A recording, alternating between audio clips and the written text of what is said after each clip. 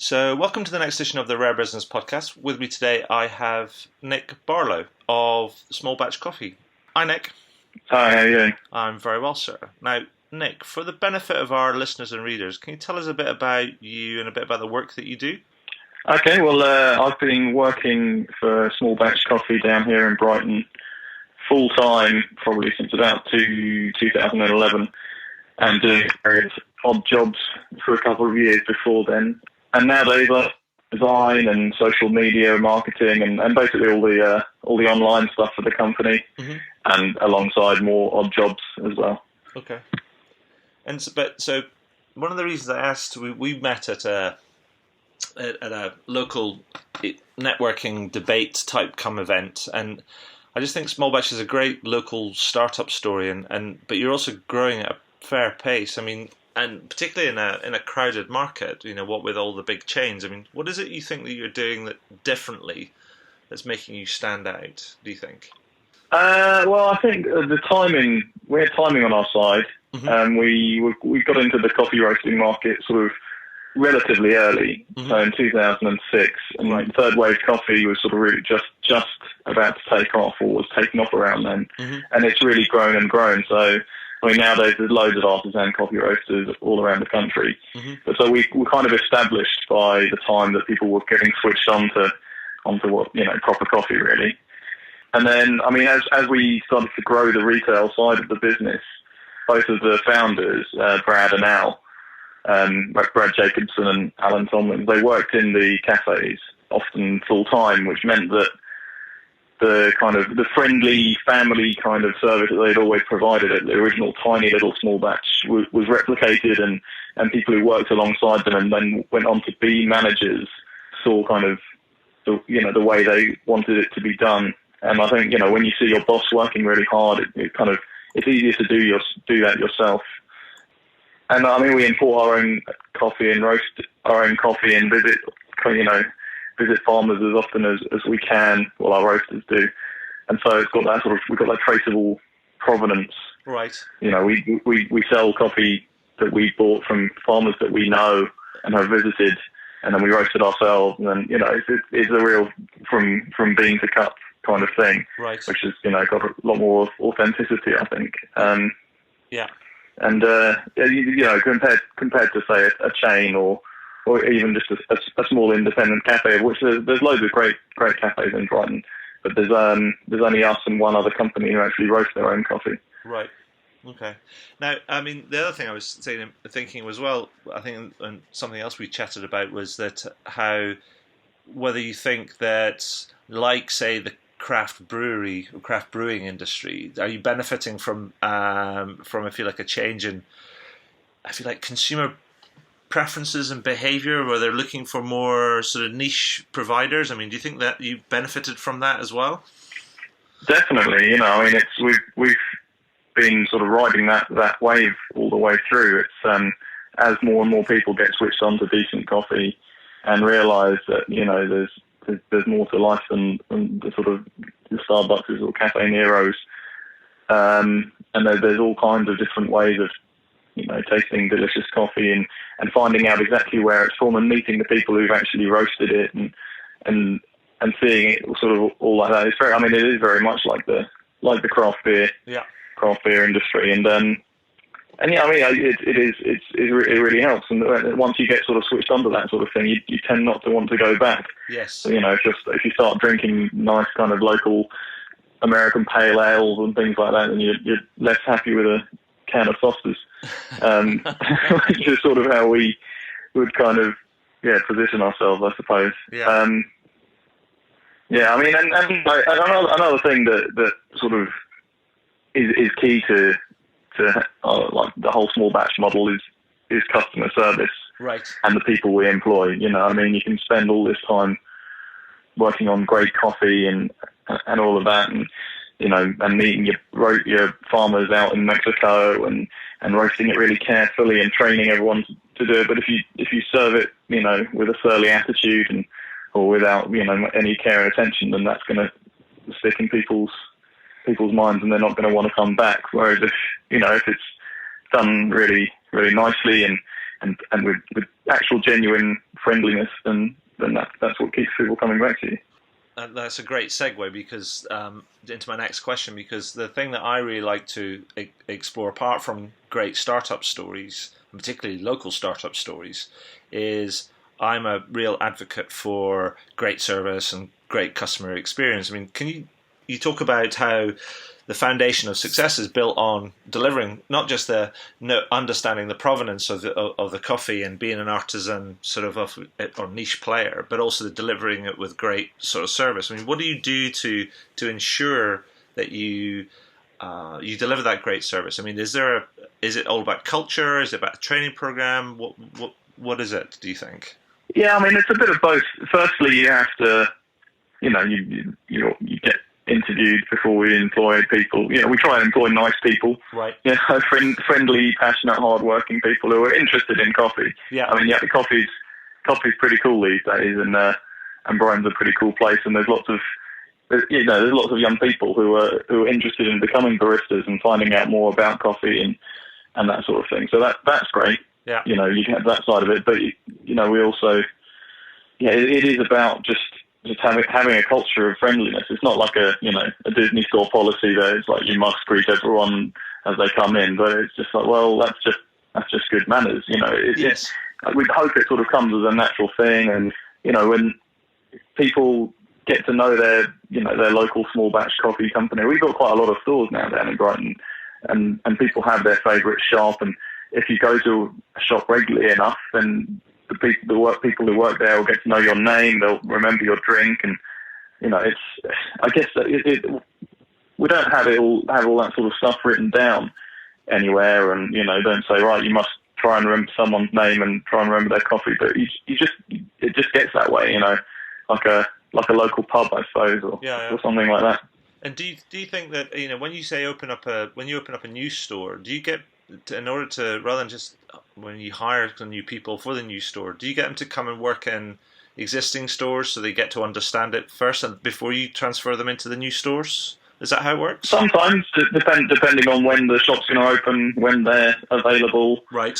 I mean, we often have to move staff around when people are sick or to cover shifts here and there, but I mean, the most recent shop we opened, the manager and the assistant manager were working for small batch already. Right. But the rest of the team were all new, and hadn't worked in any of their shops. But they're all, almost all of them are still there, and they're great. They're a really lovely team. I think by that point that was our fifth shop, I think. Yeah. And we were quite worked out what the sort of a good dynamic for staff and for a team of staff would be. So we kind of recruited on that basis of people that we thought would work well in that location. But it's just about getting nice people in, really. You can teach anyone to make a cappuccino. Yeah. And as long as they're interested in the coffee, then you just have to be a nice person and prepared to put in the hours. The service industry isn't a 9 to 5, 37.5 hour a week gig. It's long hours standing on your feet. So you just need to employ people who are prepared to do that, I suppose. Excellent. Now, also within the kind of the big chains and on many other sort of retail sort of outlets, customer loyalty apps and cards and programs and all of that sort of stuff has been around for a while and seems to be a staple of particularly some of the big chain coffee shops. I mean, do you run a scheme? We've got an old school loyalty card system. You got a card, collect 9 cents, and get your 10th for free. Yeah. And I've had meetings with people making loyalty apps, and it's just not felt that compelling for us to spend money on it. We're not great at data capture, I'll admit, but we're not that interested in data capturing the people who we already serve. I don't know. Maybe there may be some use to it that I'm yet to see, but it really didn't compel us. I mean, we're getting more tech these days. We've got a new iPad-based till system which we're rolling out currently, which that's pretty futuristic for us. Yes. So it might be something we look into in the future, but yeah, I mean, it's not. It's just not high on the priority list, I guess. I see. Do you think you're sort of more comfortable rather than every kind of going down the data capture and analytics and all of that sort of like stuff that goes around sort of the technological applications that come with a lot of loyalty applications? Is your belief based on well, if we just provide great service and great coffee from great people, that actually that's the basis of our loyalty? Yeah, I mean, of course. I mean, that's the basis of any successful service business, I think. And I mean, for lots of people, those bells and whistles are useful, but we haven't decided to go down that route yet. I mean, in terms of data capture and all of those sorts of things, that's something we'd like to focus on our online sales. We sell coffee online all around the country. We have coffee subscriptions and all of this sort of stuff. And these are people who, we've reached by very different means, and it'd be nice to find out how we did reach them. But people going into a small batch shop, you've already got them. And we don't desperately need to know that they bought a cappuccino and a croissant. Yes. And we don't need to then go, hey, send them a message going, like a cappuccino? How about trying this? That's not the small batch way, I guess. Yeah, okay. The other thing we were talking about as well when we met was that, because you talked about service and then you also talked about the online element and, how you'd grown the business from pretty much zero marketing kind of budget and had used almost let the service and experience and the quality of the coffee and the people sort of precede you. But also you talked about how you found it, the channel, particularly sort of Twitter and Facebook and things, a really good channel for responding to queries and questions, as a channel to provide service through, like social customer service, if you want the industry parlance, I guess. I mean, can you tell me a little bit more about that and your approach? Is it just as simple as be friendly, or do you have rules in terms of how you do that? Well, I mean, rules, we don't. We try to respond to all social media interactions if it's suitable with, either a reply or a retweet if it's something we really like. And, for bad stuff, you always have to respond. And there's several of us who get Twitter updates on our phone, so we tend to catch most stuff. And right. But, for complaints, it's really good. I mean, it's not great when you get up in the morning and someone's complaining about something and they're sort of, the tone is difficult to, it's difficult to get a tone right on Twitter, I'd say. Yes. A misplaced exclamation mark or emoticon, I hate that word, can read very differently to different people, and someone who's actually just trying to, let you know about something can come across as sort of shouty and complainy. And I really love this company. I've seen it grow from nothing to what it is, and you take it kind of personally sometimes, yes. But then but it's actually really great to have that immediacy, and you can respond straight away. But we tend to try and ask people to email or direct message stuff, not just to keep it kind of behind closed doors, but just because you can actually get a detailed explanation of something in an email, and you can respond, and it often turns what was a bad customer service experience into a good one, because people realise that you do care about what they think and what customers feel, and we do want to know about any bad experiences, or if we get a couple of things about a certain shop or location saying the coffee's not quite as good, or it's an easy way for kind of identifying that there might be a problem there, or someone might need a bit more training, or perhaps even sometimes it's down to the water filter on that machine needs changing or something like that. So it's great for that kind of it's great. It's just immediate feedback from a sort of a remote location, and it's all free. So it's just really helpful. Excellent. Now the other thing that you said, which was which I wanted to ask you about, which chimed with me, because I was speaking to a group of businesses yesterday afternoon, particularly about social media and marketing and service and responding to sort of negative comments or complaints and stuff. And you just said then that you don't want to start your day with a complaint or a negative comment and things, but you did say that you always respond to those ones. Can you tell me why you think it's important to always respond to those ones? Well, I think if someone's being motivated to actually complain, mm-hmm. Then they probably feel relatively strongly about it. Yeah.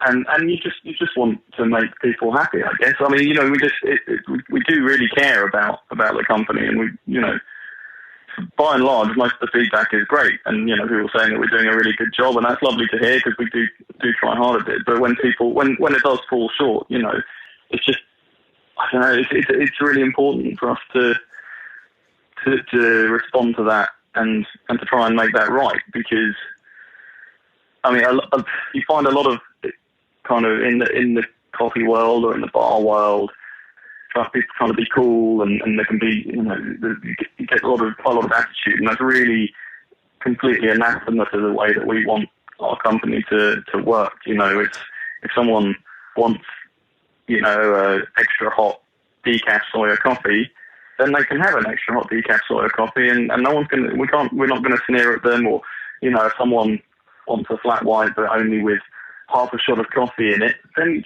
just make it for them. Don't try and lecture them and say that's not what it should be. So I think it's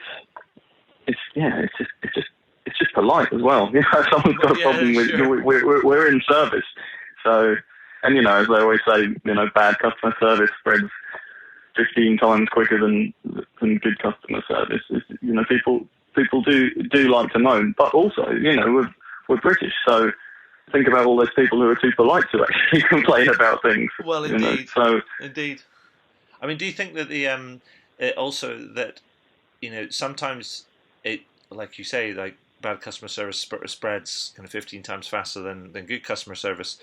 Do you think that also that because you're doing it publicly, how you respond to a negative complaint, it's just an opportunity as well to actually show how you really are and how responsive you are, and actually what the company's all about? Because I think that's one of the things that many businesses have got to still get, as it were, that actually, and a complaint can be an opportunity rather than it just being it feel like an attack, as it were. Oh yeah, absolutely. And I mean the whole tone of our kind of brand social media voice, God, that sounds awful, is quite fun and playful and irreverent. So, when there is a complaint, it does sort of, it can bring that tone down, but you tend to just be, oh, really sorry to hear that. Send me an email and I will try and make it up to you, kind of thing. It's like, it's pretty straightforward, really. I mean, for us, because, we're not providing someone's electricity which is being cut off, or, it's not someone's Christmas shopping that hasn't arrived. It's a cup of coffee usually, so yeah. It's not the end of the world. And so, so that approach might, that sort of slightly more carefree approach might not work for some businesses if what someone's complaining about is a bit more serious than their latte being too hot. But,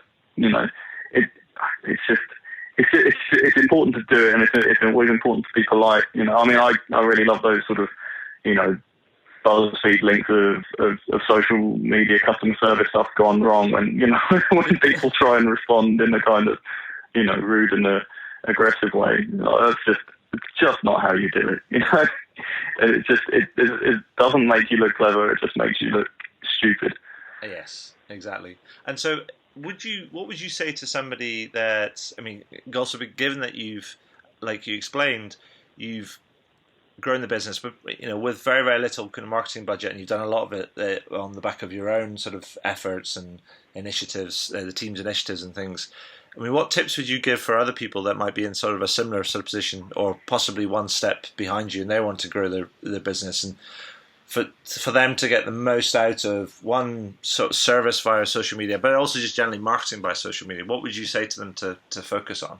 Well, I would, look at anyone that you kind of are trying to be like, people relevant in your field and that you like, and not so much copy them, but just see how they're doing it. I suppose, get in touch with, follow as many relevant people as possible, and and follow people back as well, you know, and that sort of thing. Because I don't know, and I mean, all different platforms are good for sort of different businesses.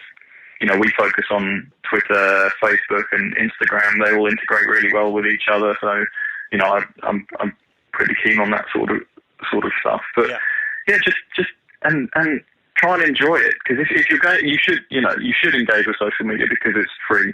Yes. You know, and you can. I mean, you can waste a lot of time doing it, but you know, I would certainly put a little bit of time and effort into it. Okay. And try and speak to people who know about it. You know, it's. I think it's something you were saying at the Chamber of Commerce is just giving their sort of experience and knowledge away for free. Mm-hmm. You know, people are prepared to do that. You know, and that's just the case of having a 10 or 15-minute chat. But yeah, you just try and enjoy it, because you have to use it. Yes. And you can have to use it pretty regularly. So if you can make it fun and not part of your day, you're like, oh God, I've got to deal with, you know, social media. You know, you've got to just be positive, I think, and it's a great tool. It's not the be all and end all. No. You know, and it's not the only way of getting yourself out there. But you know, we've picked up great customers through them finding us online. So, you know, on Twitter and on Facebook, and it's, I don't know, you just get involved, really. Get involved and then and learn as you go, I guess, and ask for help as well. Yeah, exactly. People are always prepared to help. Fantastic. Now, my final question, and is always this, is apart from world this is my penultimate question, actually. Apart from world domination, what's the future plans for small batch coffee? Well, it's difficult to say, really. We've got quite a lot of shops in Brighton. Uh-huh. You know, we've kind of we've dominated our market here, and have faced the occasional bit of online flack. You know, when we're opening a new shop, and people sort of can be like, oh, don't you have enough shops? Aren't you printing enough money? Well, no. Well, we actually opening shops in places that are unsuccessful businesses, and you know, creating jobs in a downtown market that people enjoy, and we sell coffee that, you know, gives people in the developing world a real chance. But anyway, I think we want to just keep growing the wholesale side of stuff. I think a lot. You know, we've got some really great wholesale customers around the country, but could always do with more. And our online coffee sales as well. We sell.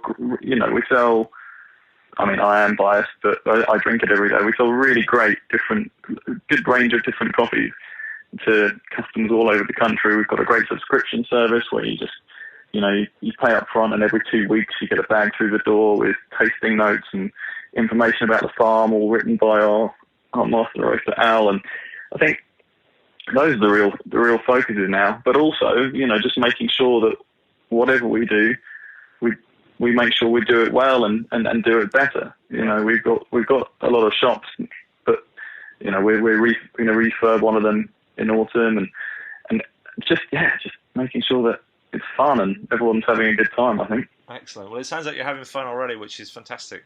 Fantastic news.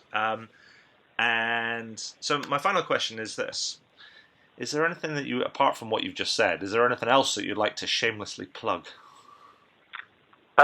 Well, we've got a really, really great film, right. The Origin, which was shot out in Mexico and in Brighton earlier this year. And it's on our homepage at smallbatchcoffee.co.uk. Mm-hmm.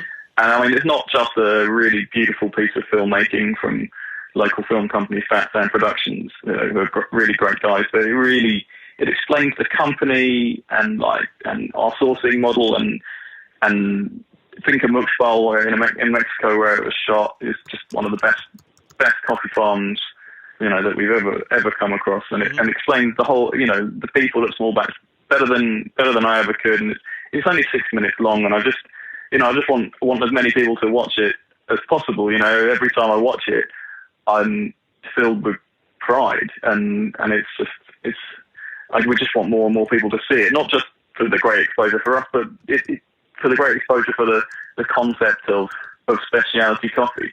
It's a real kind of old school way of trading. You go directly to a farmer and buy his stuff off him at a reasonable and fair price, so that he can support his workers. And I know that sounds sort of very kind of pompous and high-minded in a way, but it's simple, and it's just the way that I wish the whole world worked, really.